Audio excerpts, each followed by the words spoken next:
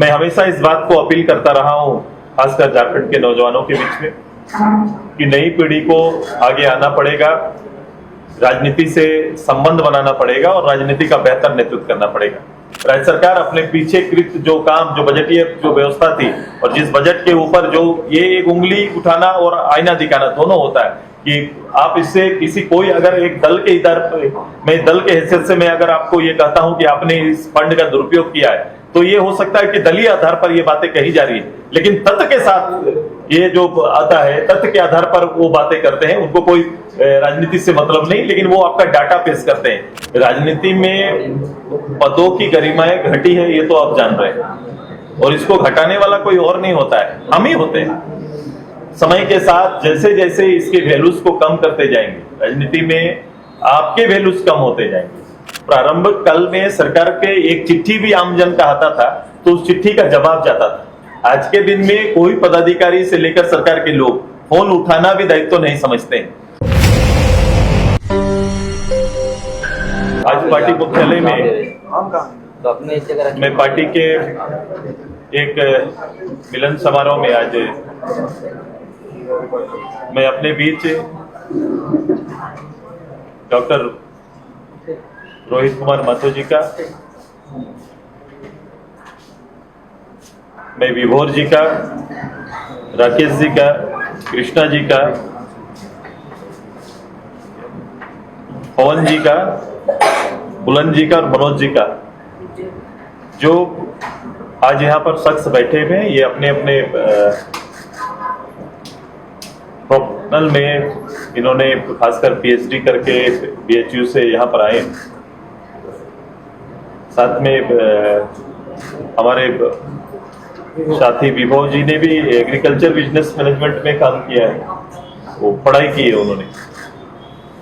हमारे दोनों छोटे भाई, इन्होंने भी अपने इलेक्ट्रॉनिक्स में इंजीनियरिंग की है और आपका केमिकल में इंजीनियरिंग की है। और ये एक बेहतर उच्च स्तरीय शैक्षणिक अनुभव लेकर आज सोशल इंजीनियर के क्षेत्र में इनका आज प्रवेश हो रहा है। मैं इनका हार्दिक स्वागत करता हूं, अभिनंदन करता हूं। मैं हमेशा इस बात को अपील करता रहा हूं, खासकर झारखंड के नौजवानों के बीच में, कि नई पीढ़ी को आगे आना पड़ेगा, राजनीति से संबंध बनाना पड़ेगा और राजनीति का बेहतर नेतृत्व करना पड़ेगा। आज जो शख्स यहाँ पर हैं, इनके लिए इनकी शैक्षणिक योग्यता, इनके लिए और इनके परिवार के लिए निश्चित रूप से एक पूंजी, लेकिन इन्होंने स्वतः आज निर्णय लिया कि मैं व्यक्तिगत रूप से, मैं अपने और अपने परिवार के लिए नहीं, मैं इस प्रदेश के लिए आजसू के प्लेटफॉर्म से नेतृत्व देना चाहता हूं, काम करना चाहता हूं, मैं राज्य की सेवा करना चाहता हूं। स्वेच्छा से इस निर्णय के लिए मैं साधुवाद देता हूं। और मैं जिस स्पर्धा की बात करता हूं राजनीति में, उस स्पर्धा के लिए सबसे बेस्ट अनुभव होगा इनका, क्योंकि आपका एक व्यक्तिगत शैक्षणिक अनुभव और फिर पॉलिटिकल अनुभव, जब दोनों का समावेश होगा, दोनों में मिलाप होगा, जब दोनों चीजें साथ में चलेंगी, तो एक बेसिक आधार के साथ हम आगे बढ़ेंगे। जैसे डॉक्टर साहब का, जैसे इनका कृषि के क्षेत्र में एक बेहतर अनुभव रहा है, खेती और खेती के संदर्भ में जो पारंपरिक खेती हमारी रही है, उससे आगे इस राज्य में किसानों के साथ विकल्प क्या हो सकता है, मुझे लगता है उस क्षेत्र में इनका बेहतर चिंतन मंथन हो सकता है। खेती को हम बिजनेस के रूप में कैसे आगे हम लोग बढ़ा सकते हैं, ये अच्छा बिजनेस कैसे दे सकता है। खेती का और किसान का भी स्वरूप बदला है।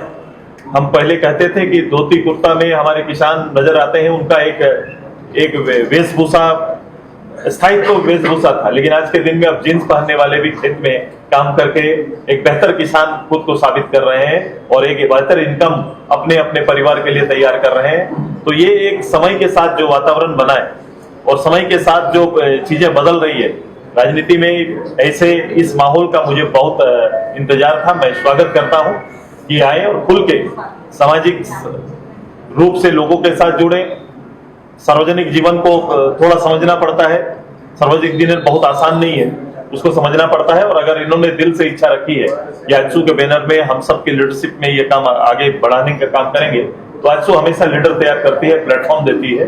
अब इनको इनकी क्षमता के आधार पर प्लेटफॉर्म देंगे और मुझे पूरा विश्वास है कि ये नवीन सोच, जो नई सोच आई है, ये इस राज्य के लिए दूरगामी परिणाम देने वाले नेतृत्व रहेगा। मैं इनका हार्दिक स्वागत, अभिनंदन करते हैं कि आइए इस राज्य में फिर से एक नवीन सोच को गढ़ने में, एक नई लीडरशिप को आगे ले जाने में हम सब मिलकर काम करेंगे। मैं इस साथियों का हार्दिक स्वागत और अभिनंदन करते हैं। पार्टी ने, जैसे आप सभी लोगों के सामने हम सभी लोगों ने चुनावी परिणाम के बाद पार्टी महासभा के माध्यम से जो निर्णय लिया है कि पार्टी का विस्तार का कार्यक्रम और पार्टी का सबसे निचला इकाई ग्राम कमेटी को फिर से दुरुस्त और पुनर्गठन करने का काम प्रदेश भर में चलेगा। आज दक्षिण छोटानागपुर के जो पदाधिकारी हैं जिन्हें इस अभियान में काम करना है, वो पदाधिकारियों की आज संयुक्त बैठक अभी थी और इस बैठक में आने वाले 7 दिन के अंदर में 9 तारीख तक में हम लोग ने इसको चरणबद्ध रूप से आगे ले जाने की तैयारी की। प्रखंड स्तर के जो प्रभारी बनेंगे उनके साथ 9 तारीख को दक्षिण छोटानागपुर के पदाधिकारियों के साथ हम बैठक करेंगे। अभी प्रमंडलीय बैठक चल रहा है, आप सभी लोग देख रहे हैं। एक केवल संथाल परगना हमारा छूटा हुआ है, संथाल परगना भी हमारा डेट आज आ जाएगा और उसको करने के बाद हम सीधे फिर नीचे आएंगे, ब्लॉक लेवल के पदाधिकारी को चयन करके उनके साथ फिर हम लोग आगे पंचायत और गांव तक कैसे जाए, ये तैयारी हमारी है, उसी की समीक्षा। बजट सत्र चल रहा है, मुद्दे उठ पा रहे हैं, कैग की रिपोर्ट आई है सर, कैग की रिपोर्ट पर क्या कहेंगे? सीएजी रिपोर्ट, सीएजी रिपोर्ट आती है, वो मूल्यांकन करते हैं कि राज्य और राज्य कोष का उपयोग और दुरुपयोग पर फोकस रहता है कि जिस मद पर, जिस उद्देश्य के साथ जो फंड हम राज्य कोष के लिए एकत्रित करते हैं या उसका खाका तैयार करते हैं, उसका उपयोग जनउपयोगी कितना हो पाया, कितना नहीं हो पाया, उसका एक बेसिक मूल्यांकन करके आपके सामने रख रहे हैं। आज भी एक मूल्यांकन उनका आया है पीसी के माध्यम से, कल जरूर उन्होंने बताया होगा। अब ये आईना है राज्य सरकार के लिए। राज्य सरकार अपने पीछे कृत जो काम, जो बजटीय जो व्यवस्था थी और जिस बजट के ऊपर जो ये एक उंगली उठाना और आईना दिखाना दोनों होता है कि आप इससे किसी कोई अगर एक दल के मैं दल के हैसियत से मैं अगर आपको ये कहता हूं कि आपने इस फंड का दुरुपयोग किया है, तो ये हो सकता है कि दलीय आधार पर ये बातें कही जा रही है, लेकिन तथ्य के साथ ये जो आता है, तथ्य के आधार पर वो बातें करते हैं। उनको कोई राजनीति से मतलब नहीं, लेकिन वो आपका डाटा पेश करते हैं। बेसिक डाटा आपका आ गया है।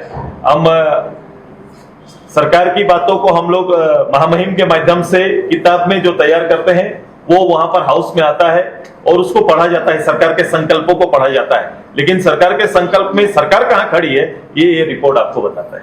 सर, राज्य में विपक्ष के रोल को लेकर सवाल उठाए जा रहे हैं कि विपक्ष जो है सदन में भी और सड़क में भी पक्ष के सामने कमजोर नजर आ रही है, क्योंकि इसका रीजन ये है कि चाहे जैक में जो पेपर लीक हुआ या फिर जो हजारीबाग में हिंसा हुई या फिर जब दिल्ली में महादुष्कर्म हुआ, इन सभी मुद्दों को विपक्ष ना तो सदन में उठा पा रहा है अच्छे से, ना ही सड़क पर कोई कुछ कर पा रहा है। आप भी विपक्ष में है, आपकी क्या प्रतिक्रिया इस चीजों को लेकर? देखो, इस राज्य में विपक्ष के लिए मुद्दा पड़ा हुआ है, विपक्ष के लिए मुद्दा पड़ा हुआ है और विपक्ष के लिए कोई मुद्दा नहीं होना चाहिए। इश्यूज ये है जो राज्य के लिए महत्वपूर्ण है और ऐसे इश्यूज राज्य को कमजोर करते हैं। कभी कभी हम लोग राजनेता के रूप में केवल ये आकलन करने लगते हैं कि मैं अपना वो गलती करे और मैं गलती पर केवल मैं बात करूं, ये मेरा मकसद नहीं है।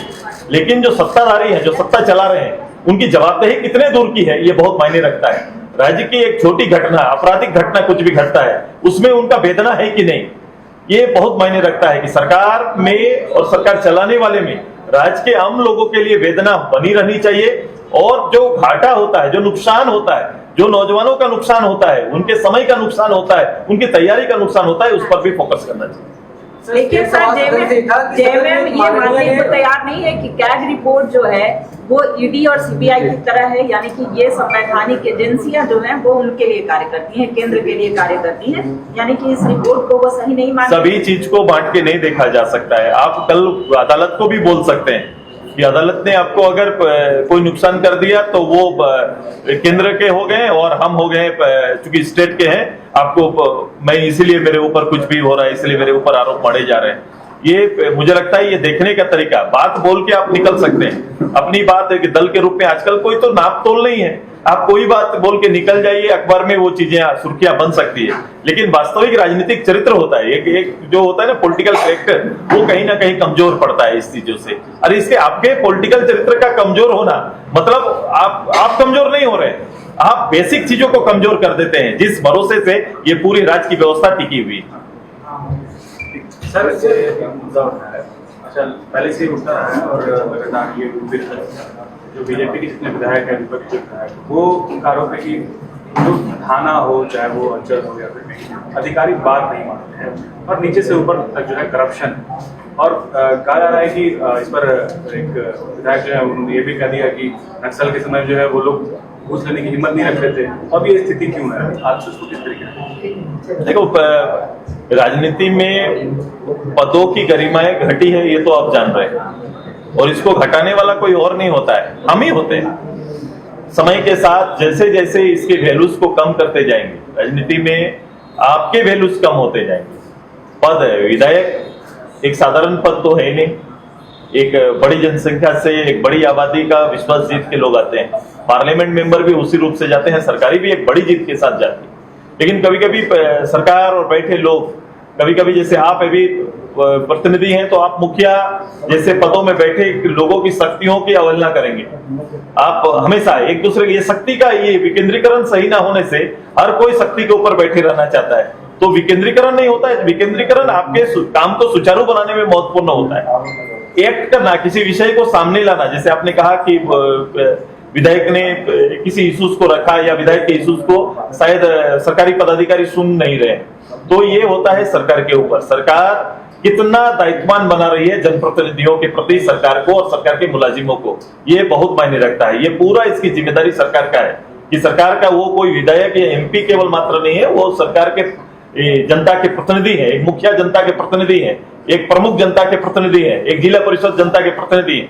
जनता के प्रतिनिधि के प्रति अगर सरकार का अगर ये स्वरूप सामने आ जाए कि आप केवल सरकार मतलब केवल 12 कैबिनेट में बैठे हुए लोग या उसका मुखिया ही सरकार होता है, तो मुझे लगता है कि फिर ये जो सिस्टम, ये अलग अलग स्तर पर जो चुनाव के माध्यम से आने वाले जनप्रतिनिधि, इनका कहीं ना कहीं अनदेखी मात्र नहीं होगा, बल्कि इस पद का जो शक्ति है या पद का जो दायित्व दिया जाता है वोट के माध्यम से जनता देती है, उसका कहीं ना कहीं आप उन शक्तियों के साथ खेलने का काम कर रहे हैं और उसकी गरिमा को गिराने का काम कर रहे हैं। तो यही गरिमा आज गिरा हुआ है। आप ये नित्यदिन हो रहा है, मैं हमेशा इसको देखता हूं और मेरी चिंता बनी रहती है कि ये बनी रहनी चाहिए, ये कि विधायक अपने दायरे को समझे, उनकी सोच में वो दायरा भी होना चाहिए कि मेरी शक्तियां क्या है, और अगर दायरा है तो उसके ऊपर उसको काम करने का या उनकी बातों को, जो बातें जनहित की हैं, उनको सुनने का निश्चित रूप से सरकार के कर्मचारी